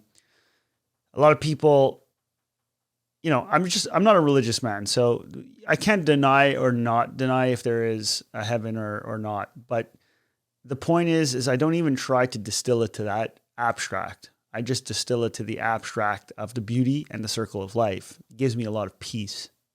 Yes. It gives me a lot of peace because but that belief in the circle of life is the faith. Is the faith. It's the faith that like waking up knowing that that whatever challenge is going to come your way, you can handle. Yeah. Is faith in yourself. It is. Right? So faith is a chemical cocktail that empowers you. Yes. And then I started. It doesn't mean heaven, hell, I think one of Archangel Michael. It doesn't mean that. It can. And if that's your narrative, roll with it. I don't like when that narrative gets used for malicious things, the dark arts. That's where danger is in faith, is the dark arts. Well, yeah, because you can manipulate people. You can manipulate. I don't like the dark arts. And so My thing with faith of any kind is I got no problem with faith as long as it's good vibes faith. The second it starts getting a little funky, I don't want part of it. Well, yeah. Yeah, because it becomes dangerous. And in terms of like the natural world and the way we function, back to the good or bad, if there's a market, someone will exploit it. Yep. If there are weak people, Someone will exploit it. someone will exploit it. And it's all that we can really do is do our best to send out good vibes. Yeah. That's literally the only thing. Like, what are we going to do? Yes. Start like petitions and tell people not to watch this or don't I don't listen play to that game. That's terrorist. That's terrorist negotiations. I don't like that. Because then you're spewing shit and you're creating conflict and you're creating division. All we can do is let's just be pure. Yeah, let's be pure. I'm going to make my music. I'm going to do what people I love. I'm going to write lyrics that I feel like when people sing along, it'll make them feel happy. There you go. That's your vibes. That's all that I can do. And I'm going to sell some chocolate. Fuck yeah. That makes someone happy at 3 p.m. Yes. And it's the best part of their day. It puts a smile on their face. I've never once not eaten the entire thing. Not once. And I've eaten a shitload of midday squares. Yeah. That's the beauty about the relationship we have with our customers. Number one, I love the beauty of where we're at in the world, that we can interact with so many people on such an intimate level. There's all kinds. There's people that cut the squares up into little squares and eat them throughout the day, like bites. We have people that are like religious breakfast square eaters and then an afternoon square. That's me, by the way. I'm religious like that on that one. Nice. We have people that eat one a day, you know. We have people that smear shit on it. We have people that put them in shakes. I mean, it's just a diverse range ecosystem. I love it. And the fact that we get to be part of it with them, it makes, that's where I get this is the euphoria feeling that drugs give you sometimes. I'm happy to say that I've tried pretty much every drug except heroin. I can say, yeah. And even at that, I've had synthetic heroin because I've loved Oxycontin, and I've tried that in the past. Don't condone it. It's not a proud moment of my life. But euphoria is when I sit down and realize that the world has gotten to a place where we can experience human connection at scale. Like, that's a really cool place. Like, reaching euphoria via action and earned rather than popping something. Yes. Earning that euphoria. There's nothing better than that. Drugs for me, if I look back on it, were periods that I needed to deal with shit, that I needed external highs. And that's largely because I wasn't following my own dreams. And you weren't getting them. You weren't getting that euphoric feeling. I wasn't getting the clitoral stimulation I needed. We need to chase it, everything. Clitoral brain stimulation all the time, at all cost. At all cost, I say that. And people have called me, what's the word I'm looking for? When you make rash. Yeah. Don't see things through. And that was obviously for a period of time where I was just trying to figure shit out. Like, I would try something to see how it made me feel. And if it didn't work, I'm not doing that. But society, again, comes in and it's like, you can't try too many things. You go to school, go to college, choose a career, you do it. And if you don't do that, you're unstable and you got to check yourself. That's fucked up. It's another fucked up. Yeah. That needs to go in the Wikipedia. That needs to go in the wiki. Like, for the most part, though, like, those general guidelines usually keep people safe. You and I have a tremendous hunger. Yeah. So we're always going to hit the wall. But we need to learn what we want via the wall. So I'm going to really fuck you up, I think, right now. All right. I love that. So we're going to bring...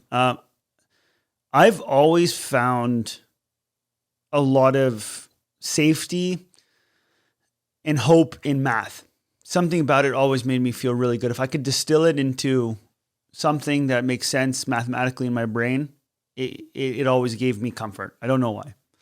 And I was with a teacher who cracked down for me how it's actually impossible to have an unaverage outcome by making average decisions. And then he drew a graph, literally, on a paper. So y-axis, x-axis. Y-axis represented outcome. 0 was bad outcome. The higher the number, great outcome. And then on the x-axis was different people. That's it. And then he just put a bunch of dots all over the paper. And then he drew the median. And the median is a straight line. And he said, Nick, by definition, look at this. I'm going to teach you something. If you were a human making decisions on this output and you made decisions like your fellow peers, you would revert to the median. The only way you would end up on either side of the curve, it wasn't even a curve, of the line, was to be an outlier. Now, being an outlier doesn't mean that you're going to have a positive outcome, but it does mean you're going to have an average outcome. And so by definition, if you are not making on average decisions, it is nearly impossible to have on average outcomes. And so I think the unhappiness that's being happening in life right now is people are being taught to make average decisions and then expecting on average outcomes. Well, I think on that line, right, there's marriage. There's all that jazz. Get a house at this time. Yes. There's sleep in the same bed. Go to high school. So everyone's drawn to that. Everyone almost feels guilt if they don't do that. Yep. But then here's what happens. 30 comes around and they want on average outcomes. And they've now spent 30 years doing average inputs. It's very difficult to switch that up. Very, very difficult. And so they end up, by natural definition, end up most probably reverting to the median in this situation. And it just hit me when I saw that graph that I literally asked myself before I make decisions, or we make decisions as a company, is what I'm about to do what the average person would do? And if it is, I need to reflect hard as to why we're about to do it. Because I'm more excited when I know that the average person would go left, because then I have a definitive answer that if I choose right, I have a higher probability of having an outlier situation happen. And that blew my mind. And it's so crisp and so clear. It is. It really is. It's almost. I like that. I like that a lot. And thank you. And the reason why I came out crisp is it's probably my main kicker that I do, and like whether I'm on the panel circuit or at schools, or that's the number one thing I'm trying to get. If anybody can remember anything from today's conversation, it's that, because that will steer you into the fifth dimension, whether you like it or not. It just will get you to the fifth dimension. Because perfect example, I had Mike Fata, founder of Manitoba Harvest, sold the company for $500 million on the podcast. He dropped out of high school at 13 years old to become an apprentice. He hated the schooling system. Came from a home that was just kind of like, hey, if you're not going to do this, then just go do something. 13 fucking years old. Didn't finish high school and went and started to become in some places that's not even middle school. Yeah, it's not even. Yeah, exactly. Like he's that's like barely that's legend status. Legend status. So he goes and becomes an apprentice woodworker, and spends the next decade of his life becoming, that. And he found such beauty in that. It was fun. He would wake up every day excited to go to school, excited to go there, learn, build, and do that. And here you go, and this guy ends up selling a company for $500 million, 20 years later. Now, the point of that is that I'm not trying to distill, again, I try to really stay away from yardsticks being measured on money, but the outcome was on average. Do not fucking sit here and tell me that there's not some type of correlation to what we just spoke about. He did not have an average outcome, and he didn't have an average life. Those two go hand in hand. Absolutely. And there's almost this pressure to live average, as if, perfect example. If I'm doing something, let's say when I started fasting, and I was telling everybody about fasting. Oh, you guys got to fast. You guys got to fast. All this good stuff. It's the same thing as someone who is getting their first mortgage, or someone who is doing something. They want to tell other people what they're doing. It's just the way humans are. Yeah. What I'm doing, whether it's good or bad, I want to tell you to do it too, because I'm doing it. Yeah. Yeah, rally the troops. And society. I like to look at it as not individuals, but as this like cloud, or this like mass of molecules. And where is that the heaviest weight? Where's the gravity in those molecules? Yes. And that's where the gravity is going to want to pull you. And so you see it as guilt, or you see it as, oh, this is what I should be doing. Or, like worrying about being PC. That's because there's the weight of the news and so many people are listening. So it's like thoughts and ideas are this gravity. And you got to learn to say, oh, that gravity doesn't serve me. I'm not, that is actually in my dashboard. That's a light that says steer clear. Like when you say right versus left, yeah, that's what it is. Yeah. And at the very least, you got to ask yourself, have I come to this conclusion by myself? Like that's like at the very least, because that also avoids you. So perfect example, we want to take the company public next year, and we're taking real serious precautions to do it. That's wild. Yes. Next year. Yeah, next year. And it's really in motion, but it may or may not happen. But the point is, along this journey, everybody said, no, you don't go public at this stage. And then I asked them why. And there was no good answer. Nobody does. Yeah. Right? Is that what they said? And that started to arouse my clitoral brain. I started to know that I need to dig deeper because I was getting non-first principled answers. It was herd answers. Yes.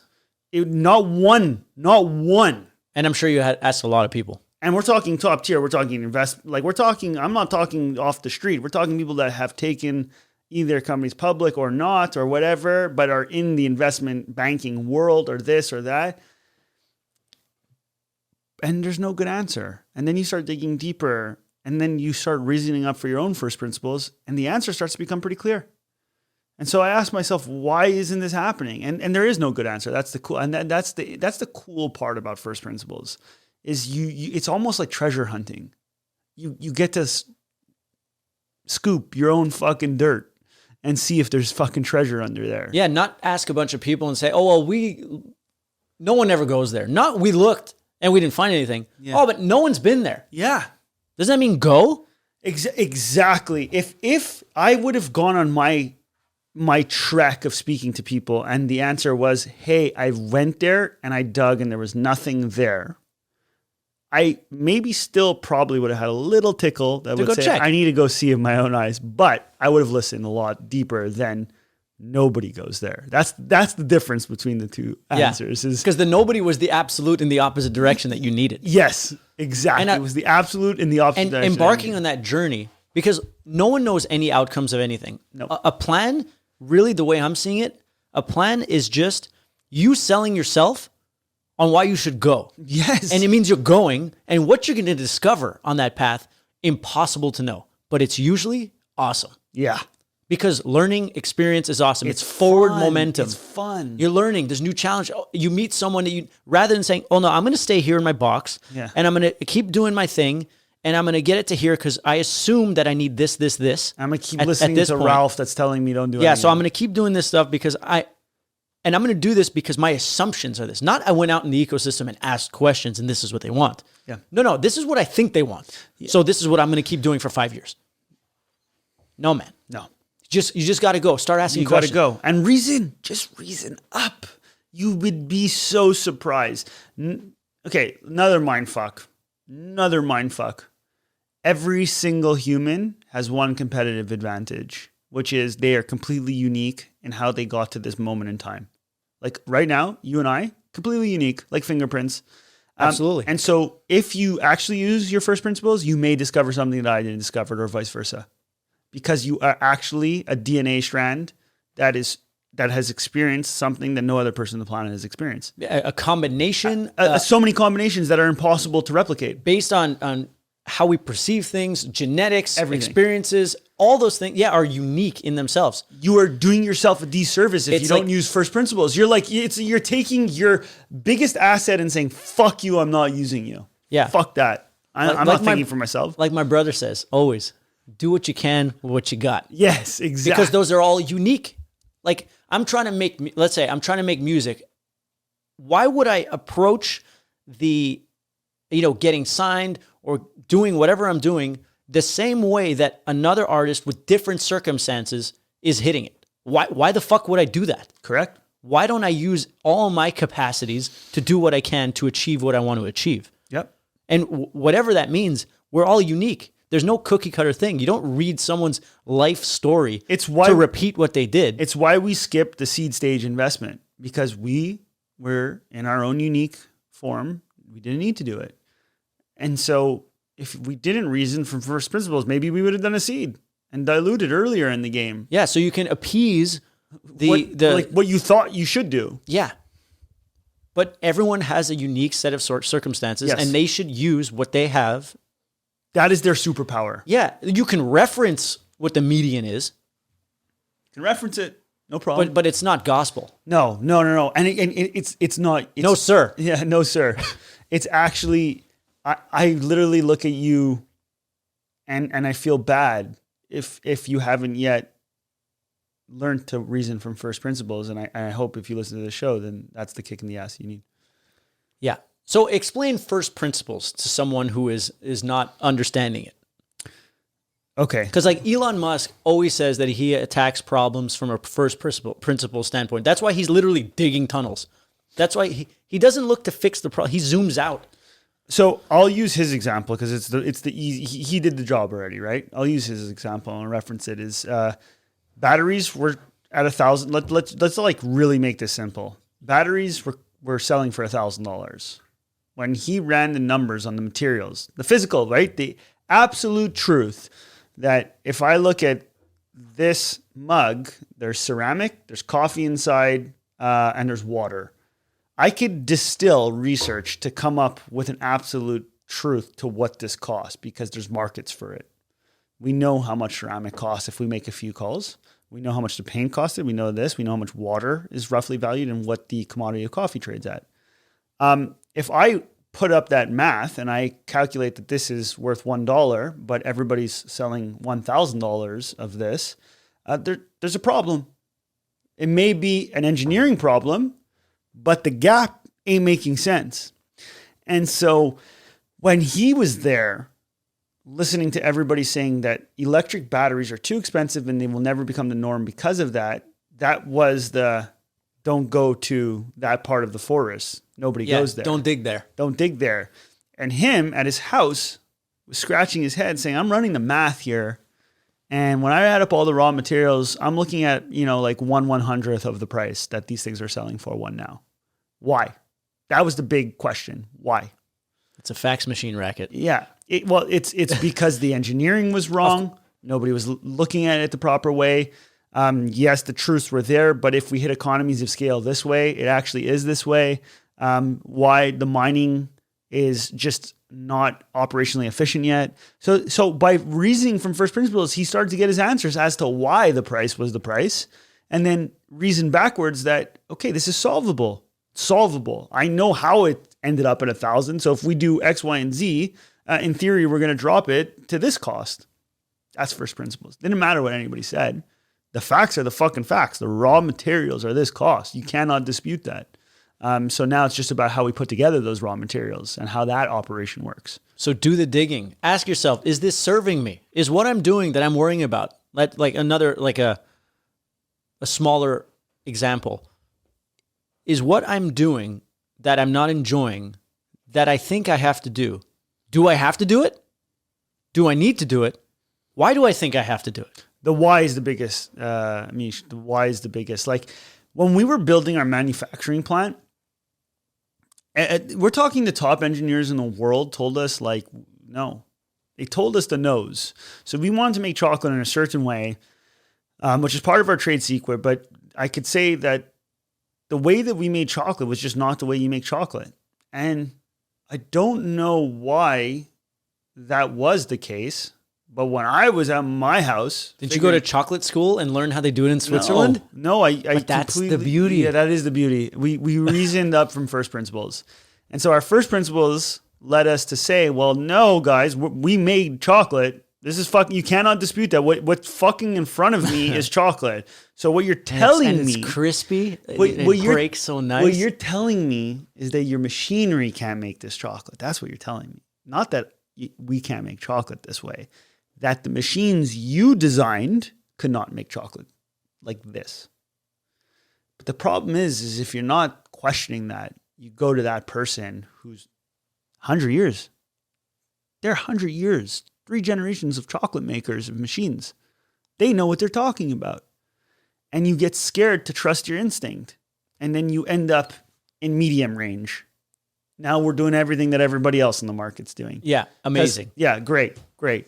Instead of really trusting that the thing that we saw in front of us was chocolate. And so if we could make that, it just was a matter of how do we make this now? And you figured it out. And we figured it out. And that's first principles. That's a beautiful example. Yeah. I like that one even more than the Elon one. Well, it took me Elon to get to that one. Well, You know, It took me the there's Elon no to get wasted. There's no wasted breath. it took the Elon to get the brain to that zone. But And if you think back at that chocolate maker 3 generations, they started with one thing and then just kept moving forward on it, on the same thing. They kept evolving their demo. Does that mean that this is the best way? Or is it just because, does time equal the best?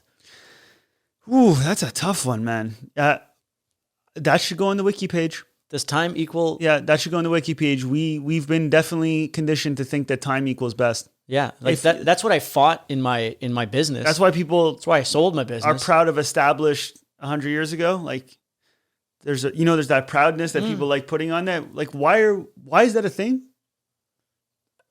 Because people trust it. They think, I guess, like you lasted that long. Yeah, it's like, oh, you made it. Yeah, well, I guess I could trust them. They've been around.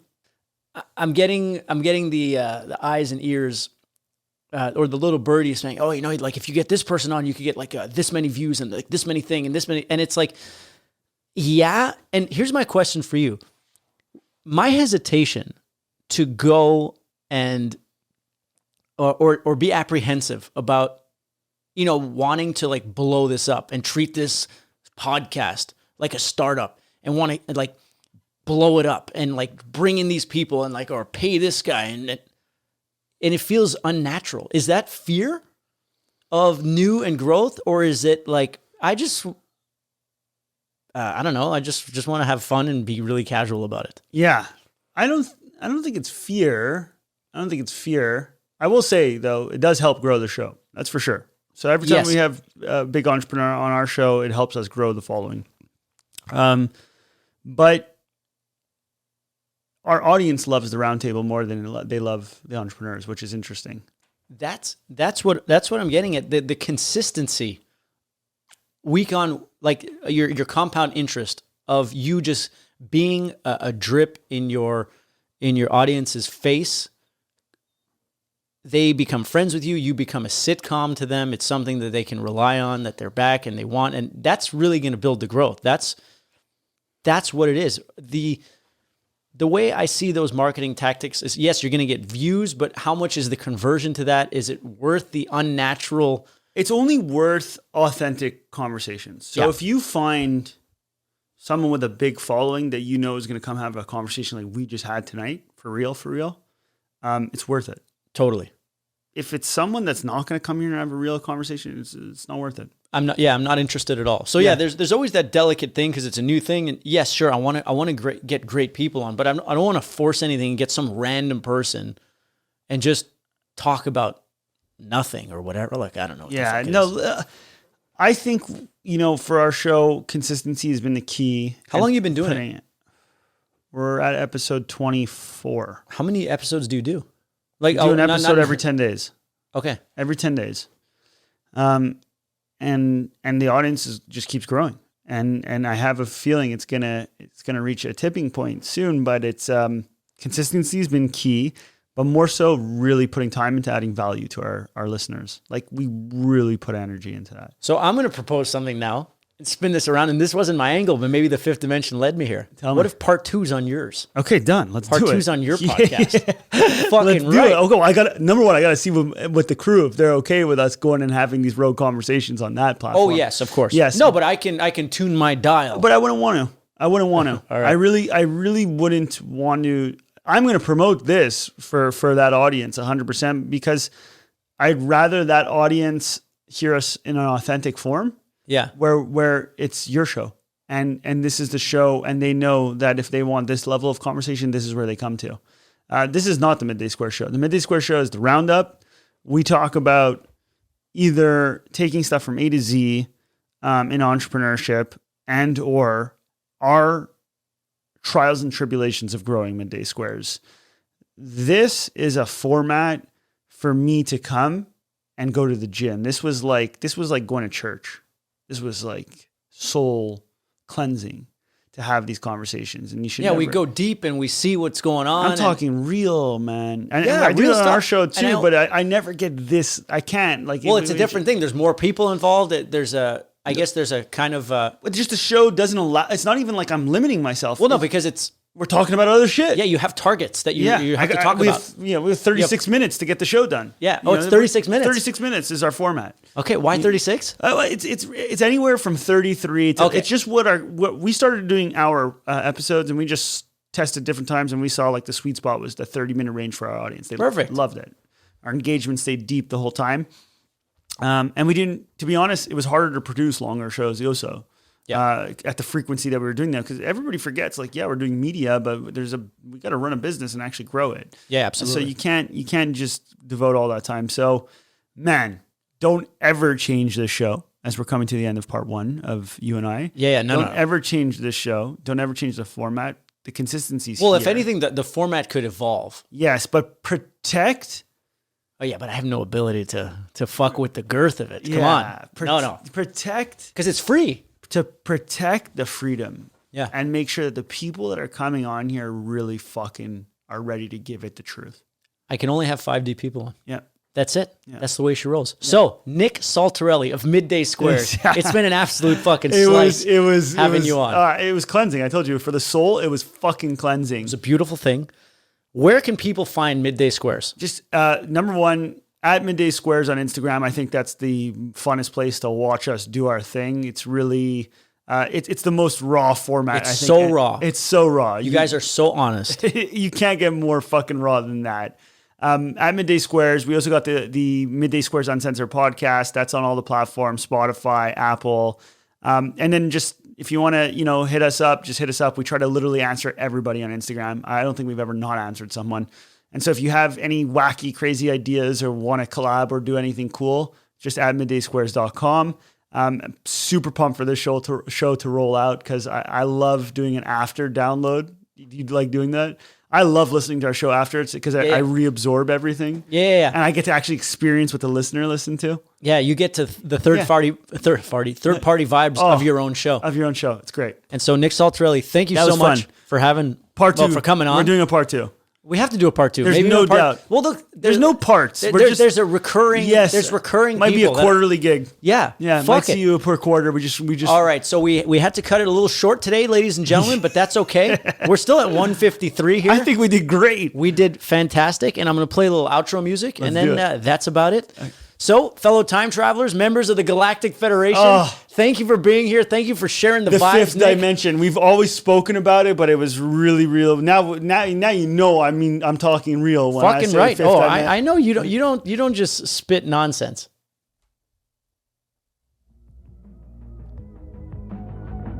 That's it. Ooh, this